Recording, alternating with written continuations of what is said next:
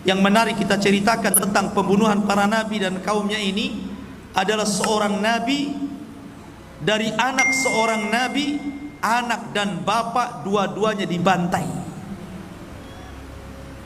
Ma'asyiral muslimin, siapa nabi itu? Pertama Zakaria dan putranya Yahya, dua-duanya dibantai. Bagaimana kisahnya? Ma'asyiral muslimin yang dimuliakan Allah Subhanahu wa taala, kita tahu bahwa kalau kita cerita tentang Nabi Zakaria ataupun Nabi Yahya, berarti kita terbayang dengan Baitul Maqdis, karena kedua nabi ini adalah orang yang memakmurkan Baitul Maqdis, hidup di zaman Nabi Isa alaihi salatu wassalam. Karena kelahiran Yahya itu hanya beda 3 bulan dengan Nabi Isa. Yahya dulu baru Isa. Artinya bahwa ketika itu hidup 3 nabi, Zakaria, Yahya, Isa, tetapi berbeda-beda daerah. Kalau Yahya itu ditugaskan di Urdun, mungkin sekarang disebut dengan Yordania, masih daerah Syam. Ma'asyiral muslimin yang dimuliakan Allah Azza wa Jalla, kematian Nabi Yahya ini adalah kezaliman penguasa. Kezaliman penguasa. Padahal Nabi Yahya alaihi salatu wassalam ini orangnya baik. Perhatikan sifat-sifat yang Allah berikan kepada Yahya. Allah menyebutkan dalam Al-Quran, dalam surah Maryam ayat 12 sampai 14, Ya Yahya khudhil kitaba biquwwatin wa atainahul hukma sabiyyah.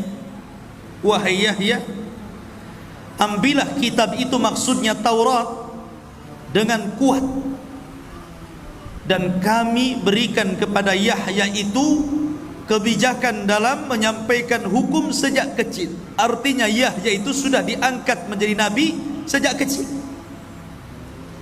Kalau Nabi SAW diangkat setelah 40 tahun kan, ini sudah sejak kecil sudah diangkat jadi nabi.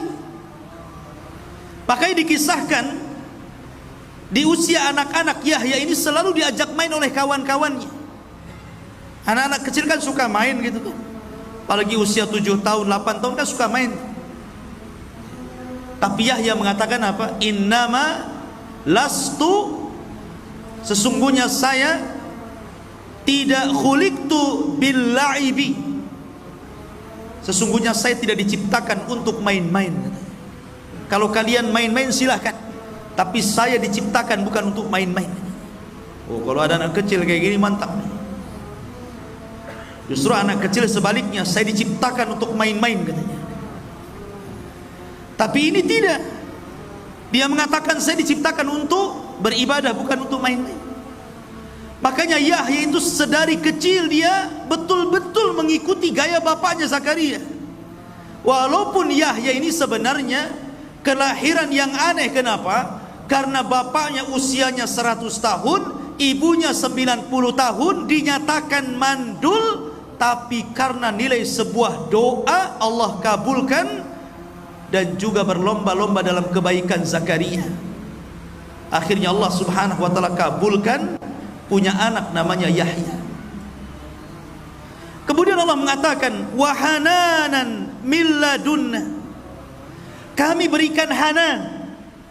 Hanan itu biasanya dipakai dalam kalimat kasih sayang ibu kepada anak. Hananul walid liwalidihi, kasih sayang ibu kepada anak. Saya kira seorang ibu, saya yakin sangat sayang dengan anak. Tetapi Nabi Yahya alaihi salatu wassalam, Allah berikan sifat keibuan, seolah-olah dia sayang dengan bapaknya Zakaria, karena Zakaria sudah tua. Makanya dia diberikan sifat itu. Makanya di akhir ayat Allah mengatakan wa barran biwalidayhi, dan Yahya itu orang yang paling berbuat baik dengan orang tuanya. Wa hananan min ladunna, wa zakatan, orangnya bersih hatinya, wa kana taqiyya, orangnya takwa, wa barram biwalidayhi, orangnya berbuat baik kepada orang tua. Lihat, ini orang baik, kenapa bisa dibunuh? Walam yakun jabbaran asiyah, dan dia bukan orang sombong dan bukan ahli maksiat. Dari sini ikhwatu fillah muliakan Allah azza wa jalla. Makanya heran ketika Nabi Isa alaihi salatu wassalam dihabarkan tentang kematian Yahya yang sangat sadis, dia pun sedih dan terus menangis atas kematian Yahya itu. Ceritanya begini, di Damaskus itu ada seorang raja zalim namanya Haddad ibn Hadar, raja zalim. Tapi walaupun demikian, kalaupun ada apapun, raja ini terkadang juga minta fatwa kepada Yahya alaihi salatu wassalam. Allah takdirkan dia suka dengan salah satu wanita. Sayangnya wanita ini masih mahramnya, sehingga dalam syariat Yahya haram, tidak boleh menikah dengan orang yang ada hubungan mahram. Sama di syariat kita juga sama. Tetapi karena orang tua gadis ini, karena dalam riwayat, ini dalam riwayat yang lain ceritanya, raja ini punya istri, istrinya sudah tua. Kemudian dia punya anak, tapi bukan dari sang raja, dari bapak yang lain. Anak ini cantik. Lah si raja ini sudah tidak mau lagi sama istrinya karena sudah tua, jelek. Akhirnya sama istrinya itu disuruh nikah dengan anaknya, tapi bukan anak sang raja, dari laki-laki lain. Ada yang mengatakan bahwa yang dinikah itu putri bibinya, dan dalam syariat mereka tidak boleh. Kemudian akhirnya karena ibundanya ini sangat rakus kekuasaan, sangat rakus dengan kekayaan, sangat ingin menguasai kerajaan, akhirnya dia dorong terus putrinya supaya nikah dengan raja. Disuruh dandan cantik-cantik, disuruh ngerayu. Akhirnya sang raja pun tertarik dengan wanita itu dan tergila-gila. Nyala, antum saja kalau dirayu perempuan, jangankan yang cantik, yang jelek saja kelepek-kelepek ya. Masyarul muslimin yang dimuliakan Allah azza wa jalla. Lah rupanya orang-orang pun berbicara tentang itu. Akhirnya mulai melebar tuh. Karena mulai melebar, apalagi kemudian sudah terdengar ke telinga Yahya, dan Yahya memfatwakan haram, tidak boleh, dan didengar oleh manusia banyak. Akhirnya kemudian mereka pun meminta fatwa kepada Yahya. Kenapa tidak ke Zakaria? Karena Yahya itu dikenal kelembutannya. Dia nggak mau ke Zakaria, ke bapaknya, dia mau ke anaknya. Tapi namanya hukum tidak kenal keras atau lembut. Kalau haram ya haram, mau ngomong haram ataupun haram sama saja. Itu kan hanya kata teriak dengan kata lembut saja kan. Tetap saja haram. Kemudian akhirnya karena sudah diharamkan oleh seorang nabi, wanita ini kemudian tidak mau dinikahi. Tapi sang raja sudah tergila-gila masalahnya. Dia tetap ingin mau menikahi wanita itu. Disinilah dimainkan oleh siasat wanita busuk itu. Kata wanita ini, baik, kalau engkau menginginkan diriku menikah dengan diriku, maka maharnya kepala Yahya bin Zakaria. Syaratnya itu. Karena raja sudah tergila-gila, macam mana kan? Maka dia pun mengutus pasukan untuk mendatangkan kepala Yahya bin Zakaria. Datanglah pasukan besar. Dalam riwayat bahwa Yahya itu dibunuh sedang berada di Baitul Maqdis dan sedang sholat dalam mihrab. Pasukan ini datang,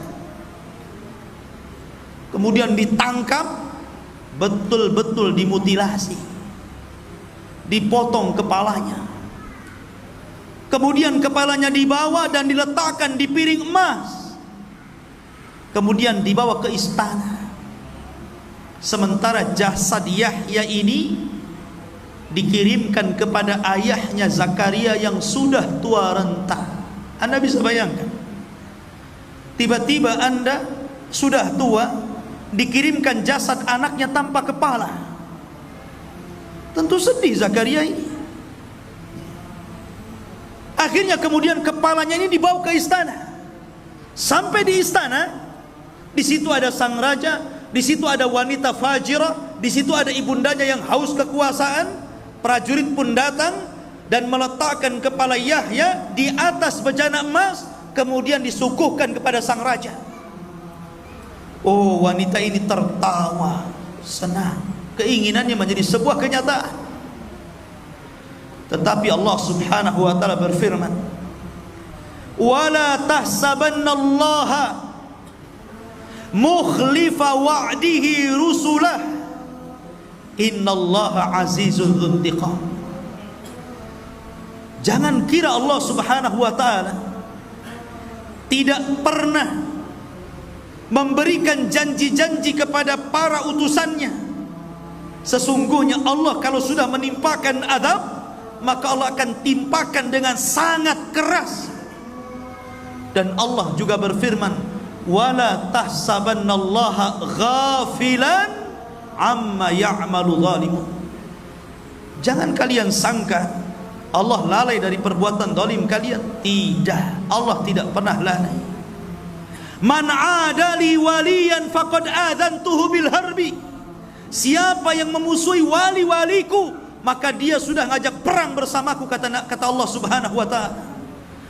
Maka ketika wanita ini tertawa terbahak-bahak karena bahagianya, tiba-tiba Allah kirimkan gempa dalam istana. Bergegar istana itu. Rupanya tanah yang diinjak wanita itu terbelah. Akhirnya wanita itu terperosok, sedikit demi sedikit masuk jasadnya, sehingga ketika sudah sampai kepala, tiba-tiba bumi itu merapat dan menjepit kepalanya. Sampai di sini, tinggal kepalanya saja. Maka orang-orang pun berteriak, apa yang kalian lakukan? Yang kalian bunuh ini seorang yang saleh, seorang nabi, kenapa kalian bunuh? Kama tadinu tudan. Sebagaimana kalian sudah memenggal orang ini, penggal kepala wanita itu. Penggal kepala wanita itu. Maka lekaslah para prajurit mengambil pedangnya dan menebas kepalanya. Kemudian membawanya. Al jaza min jinsil amal.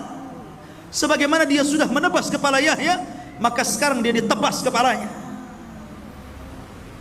Ma'asyiral muslimin, selang beberapa waktu dari peristiwa itu, kemudian orang pun membicarakan tentang kematian Yahya. Datanglah pasukan besar, pasukan yang dipimpin raja yang paling zalim di dunia, Bukhtun Nasr.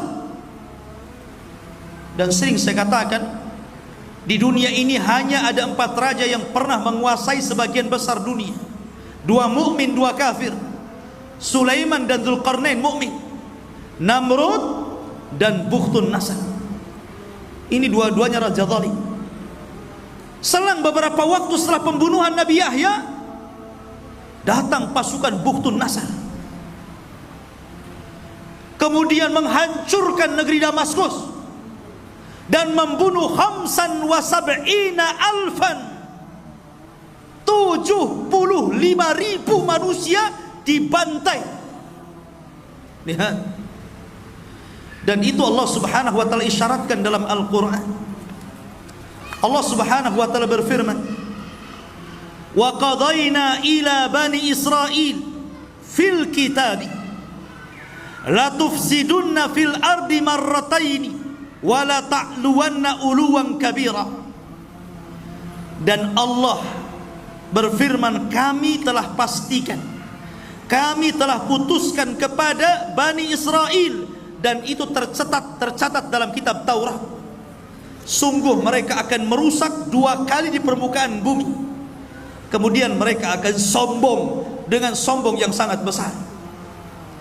Fa idza jaa wa'du ulahuma Maka apabila telah datang janji salah satu dari keduanya, ba'atsna 'alaikum, kami akan bangkitkan kepada kalian wahai Bani Israel, ibadan lana, hamba-hamba kami, uli ba'sin syadid, yang memiliki kekuatan yang sangat besar. Faja'u, mereka akan datang khilalat diyar, dan meluluh lantakkan desa-desa kalian. Wa kana wa'dan maf'ula, dan ini ketetapan yang pasti bagi Allah. Allah isyaratkan dalam Quran, karena kalian sudah membunuh Yahya, datang pasukan besar yang lebih zalim lagi, kemudian menghancurkan negara itu. Bahkan 75.000 dibantai oleh Bukhtun Nasr. Sebelum peristiwa Bukhtun Nasr, sebelum kedatangan Bukhtun Nasr dan melulantakkan kerajaan yang telah membunuh Yahya itu, apakah mereka mencukupkan membunuh Yahya? Tidak. Iblis tidak terima kalau seorang nabi yang dibunuh cuma satu, kalau bapaknya masih hidup. Bapaknya masih hidup, Zakaria, dia sudah tua.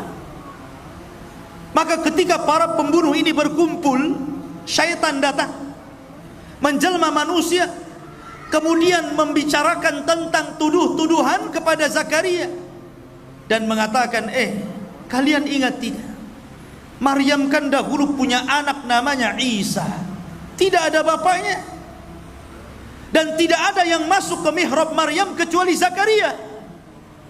Jangan-jangan Zakaria yang menghamili Maryam. Nah, mulailah dia, syaitan didatang, bangkit orang-orang itu baru saja membunuh anaknya itu. Akhirnya mendengar bahwa Zakaria akan dibunuh, Nabi Zakaria pun sembunyi ke dalam hutan. Kemudian dalam hutan tersebut ada satu pohon yang menolong Zakaria, disuruh sembunyi dalam pohon itu. Tiba-tiba pohon itu belah, dan itu mukjizat Zakaria. Masuklah Zakaria di situ. Namun sayangnya iblis datang. Ketika Zakaria masuk, bajunya kemudian ditarik sedikit, sehingga ketika pohon itu rapat, nampak tuh ada bajunya sedikit saja. Ketika pasukan itu mengejar Zakaria sampai ke hutan, maka iblis datang dan mengatakan, aku tahu di mana Zakaria bersembunyi. Dan untuk memastikan kebenaran ucapan iblis ini, dia memperlihatkan baju yang keluar dari pohon itu. Itu dia di situ. Dari sinilah maka para prajurit membawa gergaji. Dari situlah kemudian mereka memotong pohon itu persis di lambungnya sih, seolah-olah digergaji jadi dua. Namanya manusia ya kesakitan lah, walaupun dia seorang nabi, karena dia bukan malaikat.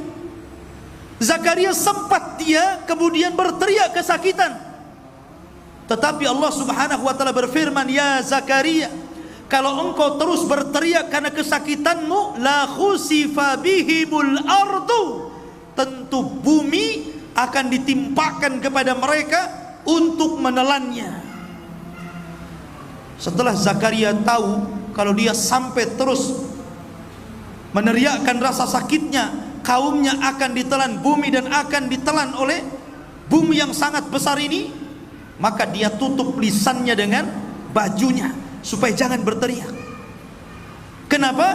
Rahmatan li ummatihi, karena masih punya kasih sayang dengan umatnya. Masih kasih sayang, dia berharap walaupun kematian putranya seperti itu, kematian diri seperti itu, masih berharap kaumnya ini sadar, bertobat kepada Allah, diutus kepada mereka seorang rasul yang menyadarkan mereka. Dan ini mulianya Zakaria yang patut dicontoh siapapun.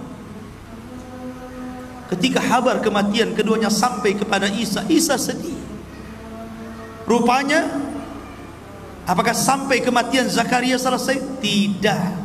Mereka pun membidik Isa.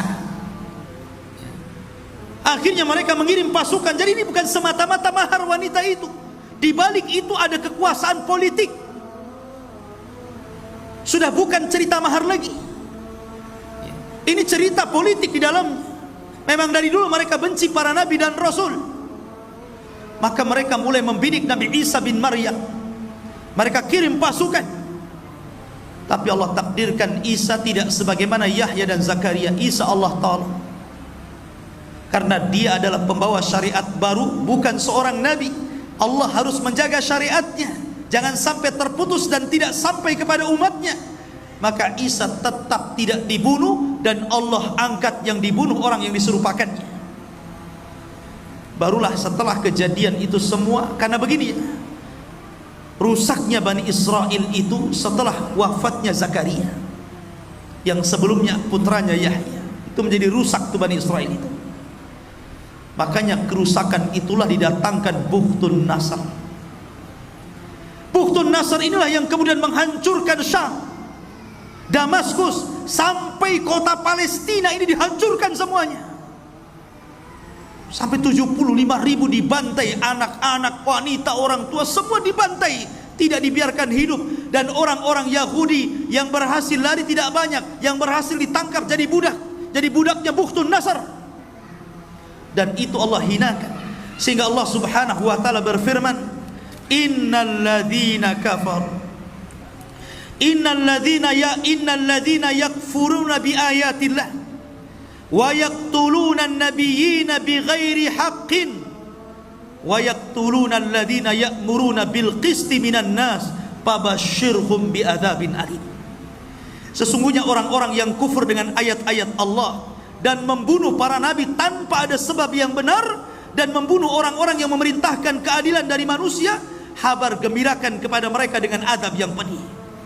Dalam ayat yang lain, tadi Al-Imran ayat 21, dan Allah mengatakan dalam surah Al-Baqarah 61, wa dzuribat alaihimudz dzillatu wal maskanatu wa ba'u bi ghadabin minallah. Ditimpakan kepada mereka Bani Israel kehinaan, kenistaan, kemurkaan dari Allah. Kenapa? Dzalika bi annahum kanu yakfuruna bi ayatillah, karena mereka kufur dengan ayat-ayat Allah. Wa yaqtuluna an-nabiyyina bighairil haqq, dan mereka membunuh para nabi tanpa sebab yang benar. Allah timpakan kehinaan kepada mereka. Ikhwan, dan sampai hari ini orang-orang Yahudi itu memang seperti itu. Mereka bangga dengan membunuh para nabi itu, mereka bangga, sangat bangga. Dan Allah mengatakan, latajidanna asyaddan nas adawatan lilladzina amanul yahud. Tidak ada manusia yang paling keras permusuhannya kepada orang-orang yang beriman melebihi orang-orang Yahudi. Tidak ada. Orang-orang Yahudi itu, mereka memang menghalalkan darah di luar kelompok mereka, di luar agama mereka. Walang tarda angkal yahud walan nasara. Tidak akan ridho orang-orang Yahudi dulu baru Nasrani. Kepada siapa? Kepada kita. Hatta tattabi'a millatahum, sampai kita tunduk dengan ajaran mereka. Tidak, kita tidak mau tunduk. Dan di akhir zaman Nabi SAW mengisyaratkan bahwa kita akan berperang melawan mereka, karena mereka adalah para pengikut Dajjal. Dajjal diikuti 70.000 Yahudi Asfahan.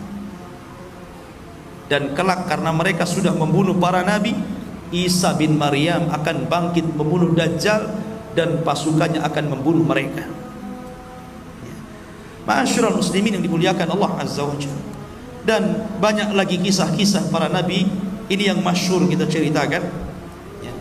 Karena nabi-nabi itu banyak diceritakan, ribuan para nabi. Cuman sayang 25 nabi dan rasul yang 18 nama disebut dalam surah Al-An'am dan lebihnya di surah-surah yang lainnya, itu pun tidak secara detail Al-Quran menceritakan. Ada sebagian nabi yang disebut nama tapi tidak ada ceritanya. Tapi ada nabi dari awal sampai akhir diceritakan. Ada nabi global saja diceritakan. Tapi yang jelas bahwa Al-Quran ingin mengatakan kepada kita, la nufarriqu baina ahadin mir rusuli. Kita tidak boleh membeda-bedakan para nabi dan rasul kepada siapapun mereka diutus Allah Subhanahu wa taala. Wallahu a'lam bissawab. Mudah-mudahan ada manfaatnya. Subhanakallahumma wa bihamdika asyhadu an la ilaha illa anta astaghfiruka wa atubu ilaik. Allahu ta'ala alam. Assalamualaikum warahmatullahi wabarakatuh.